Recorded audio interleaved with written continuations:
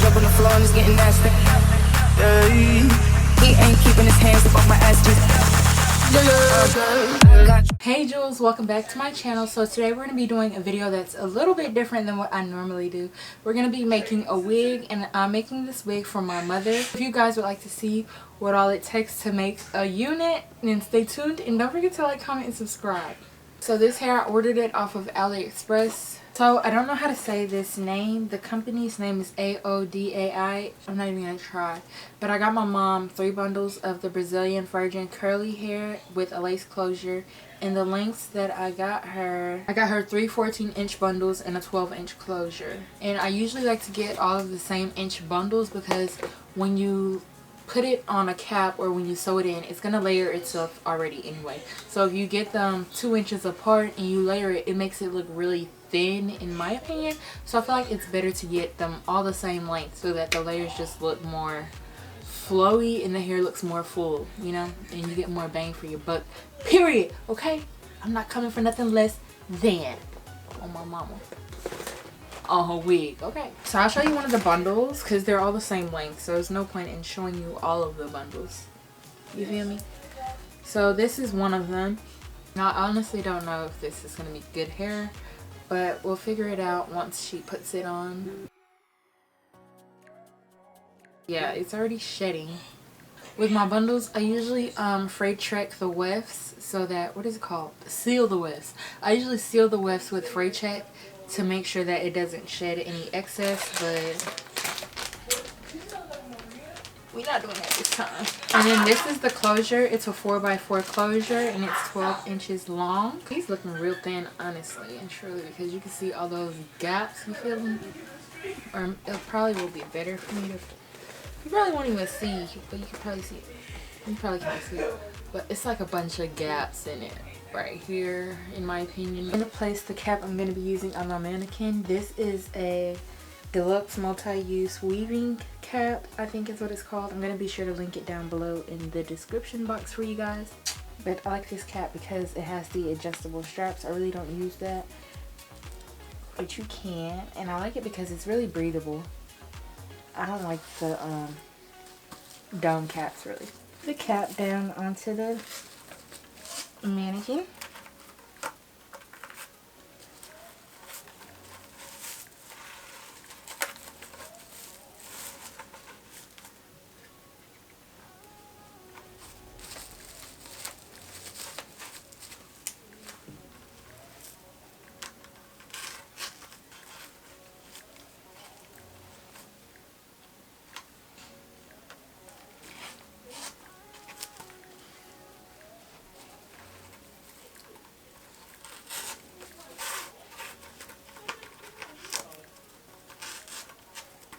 Like so.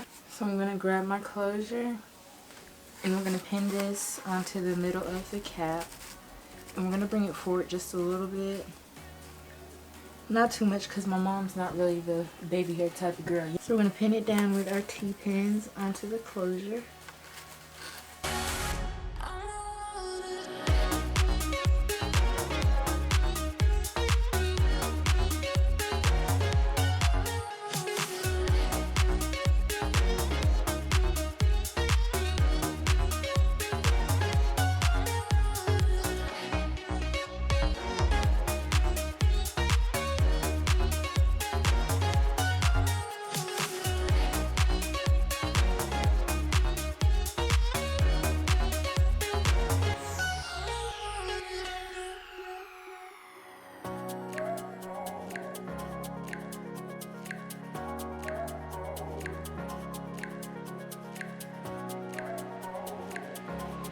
This might not work, but I use the silver Sharpie to outline and trace out where I'm going to lay my tracks.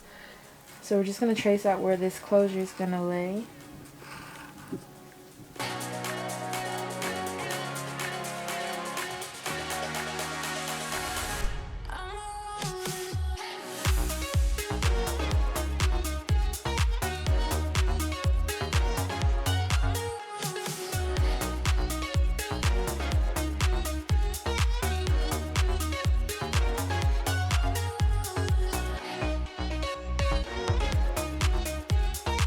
So now that that is done, we're going to start mapping out where we're going to lay our tracks. My first one, I usually do it right above this little thingy here.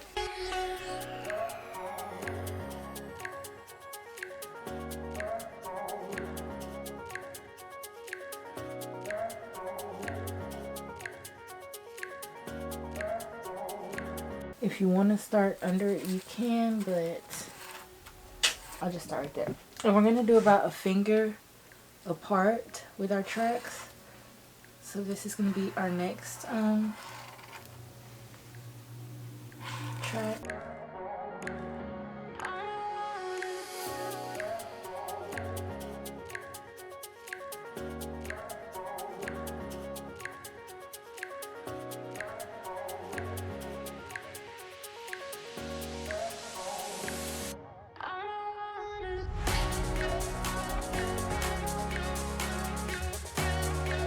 And it's okay if you sew onto the band as long as you don't sew like the direction the band is going. You can sew crossing it, but not the same direction.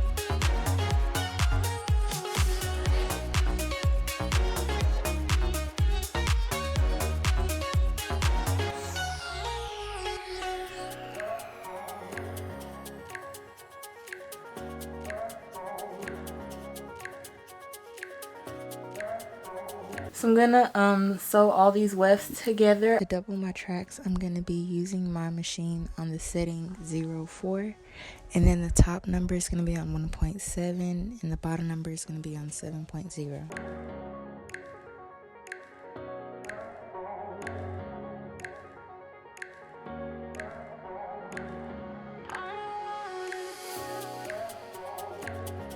When doubling the tracks, it's best to keep them chasing each other versus having them directly on top of one another.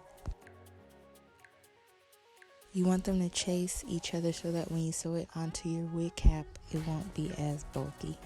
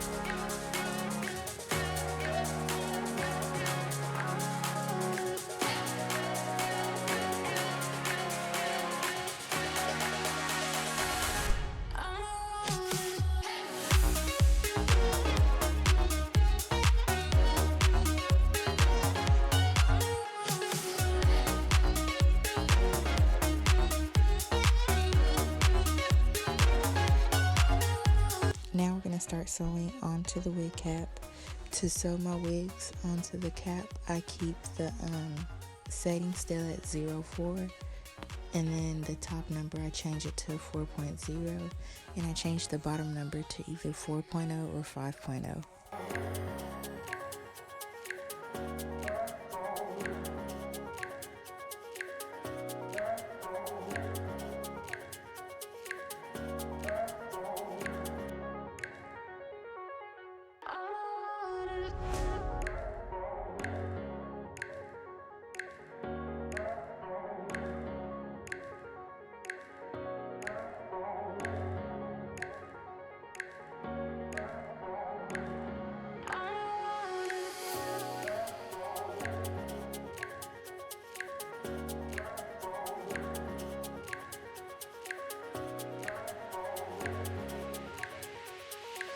So at the beginning and the end of each track, I always reverse stitch, and that's just to lock in the track so it won't unravel or anything, just for added security.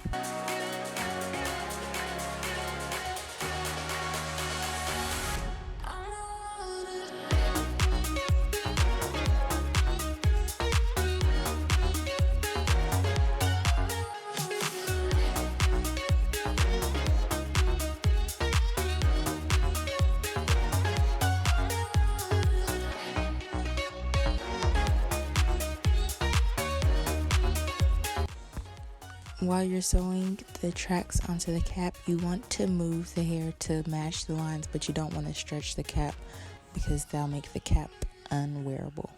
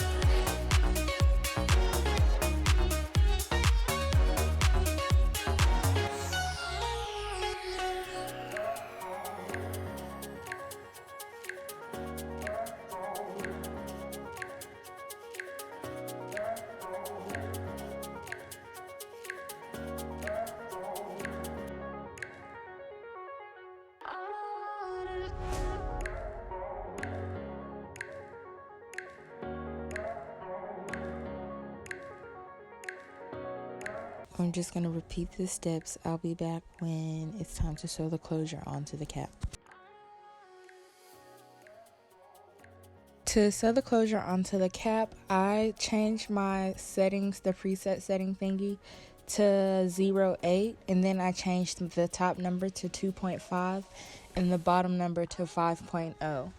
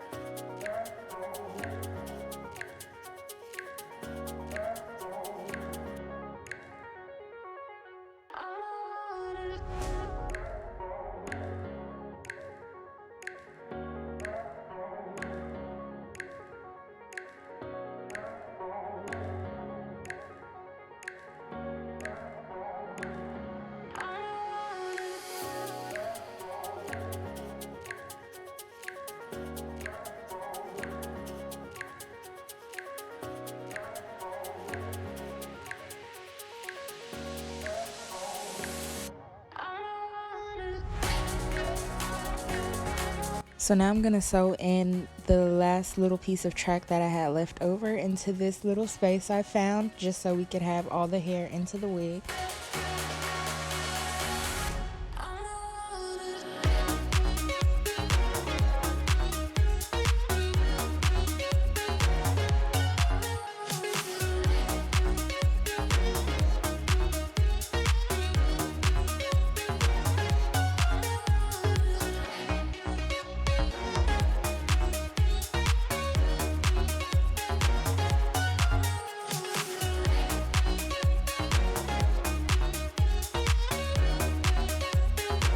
And then we're going to cut off the excess net that's covering the closure. You want to be careful not to cut too close to where your stitching is because you don't want to mess up your wig.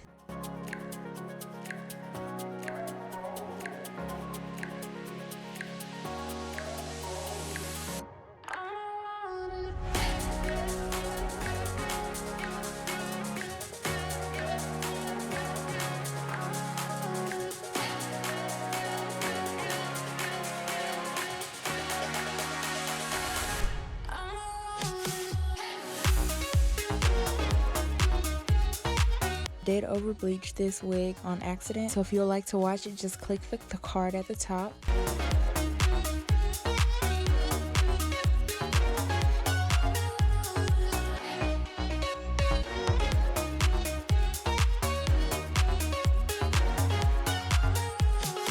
So now I'm just going to start with plucking.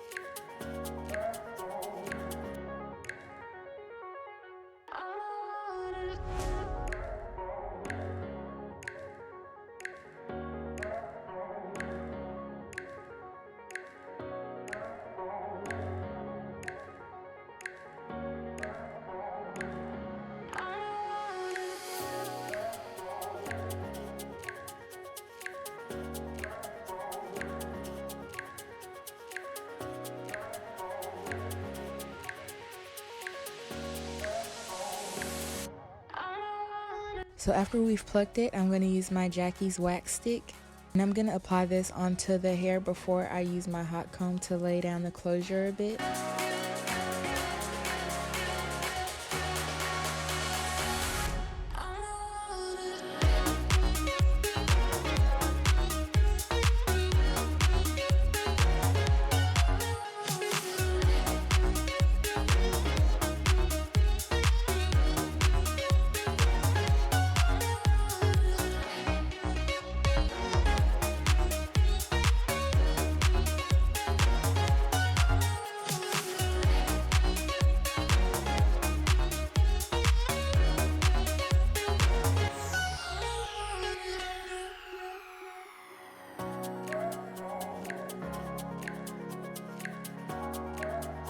You want to be careful with a hot comb not to melt your closure because that can also happen.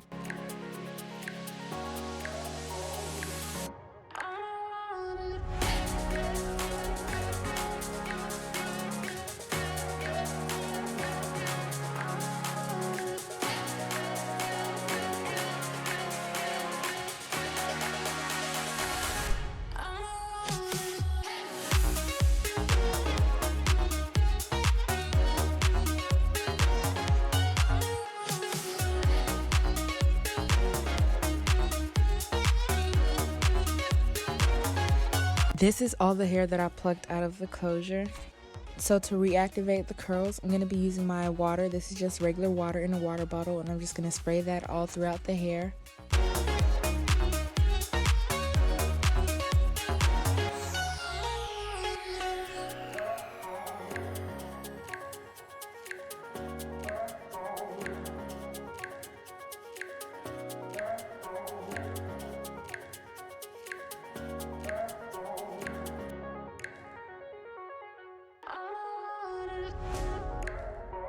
Now I'm going to go in with my Iso Plus Extra Virgin Olive Oil Hair Sheen Spray, and I'm just going to spray that out through the hair to give the hair a little more sheen.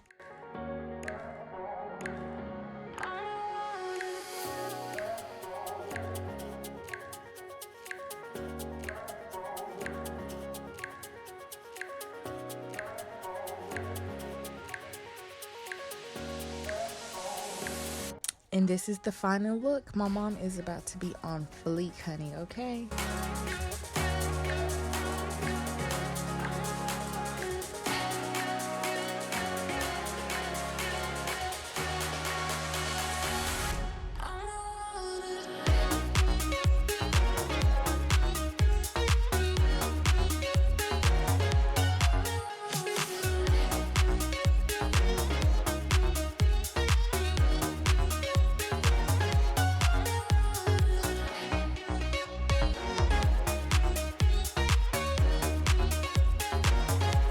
If you guys enjoyed this video, be sure to let me know down below. Don't forget to like and comment, and don't forget to hit the subscribe button for more videos. Bye.